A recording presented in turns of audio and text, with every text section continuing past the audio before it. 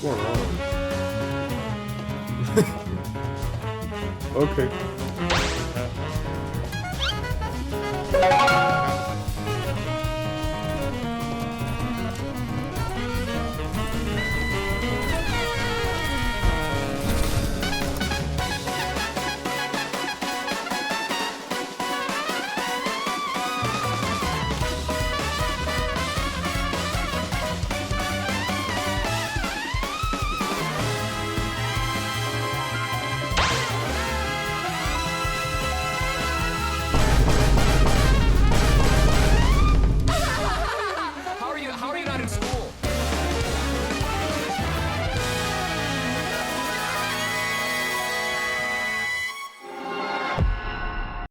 I'm definitely not the first person to think this, but the front page of Roblox has gotten really stale. Whether it's the same game concepts that are recycled infinitely, or just downright clones of real games off-site, Roblox can be pretty awful right now. A lot of people think that old Roblox was just better, and while I think the front page reflects this, there are definitely some outliers. Whether you find the game's community funny or annoying, I think we can agree Deepwoken certainly carries a lot of charm. The game is incredibly unique for starters, with a combat system similar to Sekiro, but differing from Sekiro being a roguelite. I mean, even just the RPG roguelite aspect feels fresh. Plus also, the fact that the game has PvP enabled is wild. The maps are beautifully crafted. You can tell there was a lot of work put into this game. The environments are dynamic and tell a story. There's even characters with some storytelling. But even with all these things going for it, the game manages to be infuriatingly hard to get into. My first couple hours in this game I was guided by some friends who were already veterans, which helped with figuring out how things work, but if I'm being honest, I kind of felt like I didn't have a whole lot of room to breathe and take in the game. So I spent my next few hours of the game soloing and playing a little more casually, which helped me to really enjoy the game for what it was, but lacking the backbone of my friends playing with me, I ended up dying several times to other players as well as random enemies whose attack patterns I hadn't learned yet. This got frustrating and kind of left me between a rock and a hard place. On one hand, I can keep attempting this game, through all the trials and tribulations it throws at me. I can brave the elements and try to beat some bosses and progress through the game. I mean, I'm sure I haven't explored all the game has to offer yet. And on the other hand, I could just leave it behind and quit.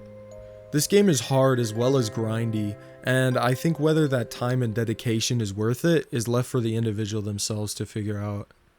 Part of the appeal of Deepwoken for me was this hardcore roguelite style of gameplay. Every piece of time that you put into this run is led up to the current moment.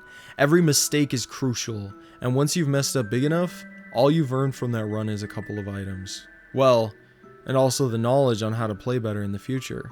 The philosophy of this fascinates me.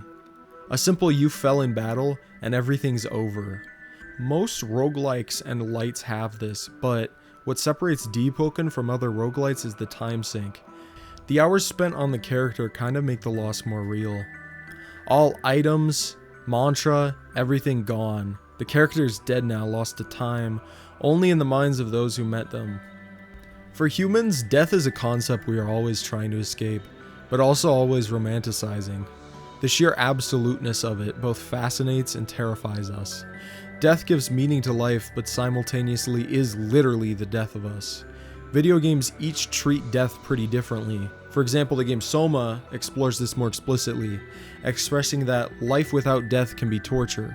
Soma also asks the question, by what means is death valid? Is the death of your clone the death of you? But also, being a story-driven game gives a certain context to every death. Fortnite characterizes death as not a big deal and forces you to adapt to a lifestyle in which the death of others means your own survival.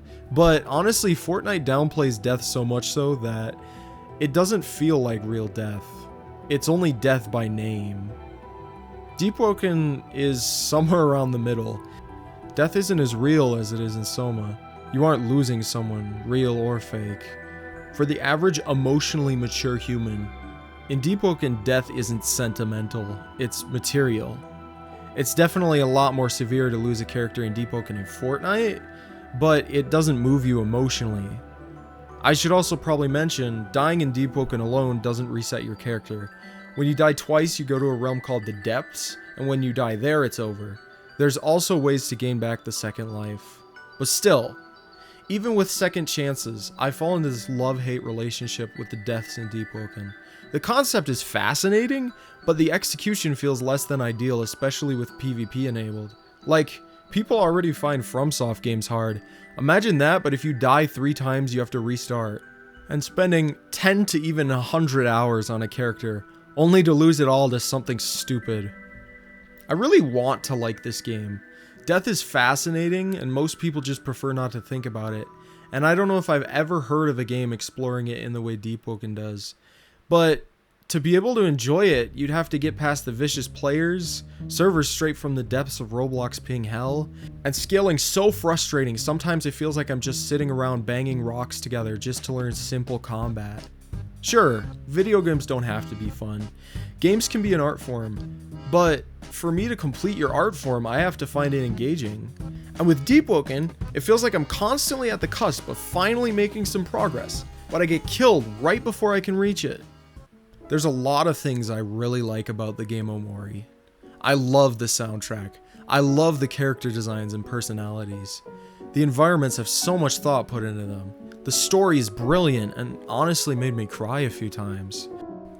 Deepwoken's soundtrack is made by the immensely talented Naktigonis, however you pronounce that, and I love it.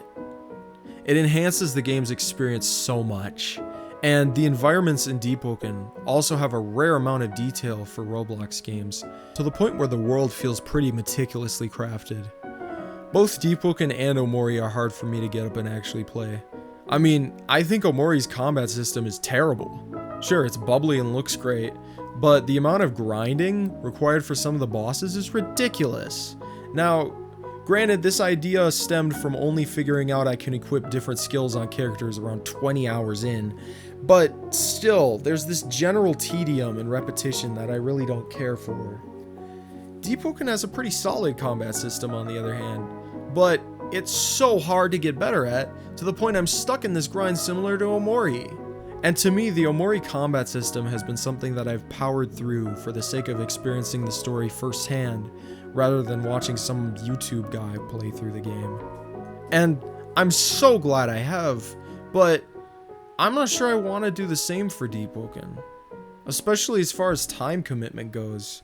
Deepwoken takes a lot more time to progress and build skill, especially the PvP, and on top of that, the bar for good enough is always getting higher. People are actively getting better at this game the more time passes, so anytime you spend away from this game, it feels like you're falling behind everyone else. In conclusion, I think if you can look past the toxic community, and if you get good enough to consistently be able to survive encounters and beat harder enemies, Deepwoken is a fantastic game and definitely a step in the right direction for Roblox. There's a lot of passion in this game, and it's a breath of fresh air on a game platform that has quite a lot of pollution. It's ironic because I think Deepwoken being made on Roblox is both a blessing and a curse. It's easier to code a game on Roblox than some other engines, and Roblox provides a pre-established player base. But with how toxic Roblox can be, that player base may not always be what you want. And like I stated earlier, Roblox servers tend to be pretty unstable, especially on Deepwoken for whatever reason. There's certainly a lot of other games similar in passion or originality on Roblox, but the games that seem to garner the most players tend to be the trashy cash grabs. And hey, if you've got the extra $5 just sitting around anyway, it's worth a try if you haven't played it yet. As for me, I think I'll find myself revisiting Deepwoken at some point in the coming years. I had quite a bit of fun and made quite a few memories in the short amount of time I played this game. And past all the gripes I have with the combat, if I get into Soulslike games and then come back to this, I'm sure I'll have a much easier time making it through the game. On top of that, the soundtrack of Deepwoken is just too good not to listen to the point that even if I drop the game and never pick it back up again, you can bet I'll still be listening to this.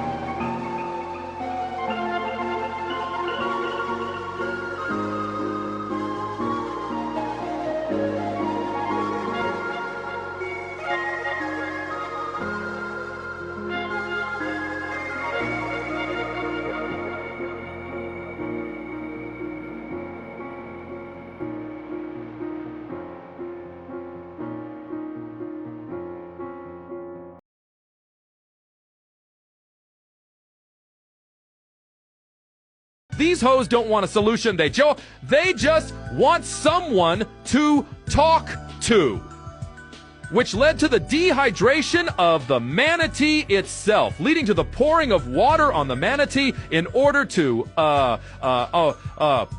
quench its thirst, which has come about through the water bottle, no cap.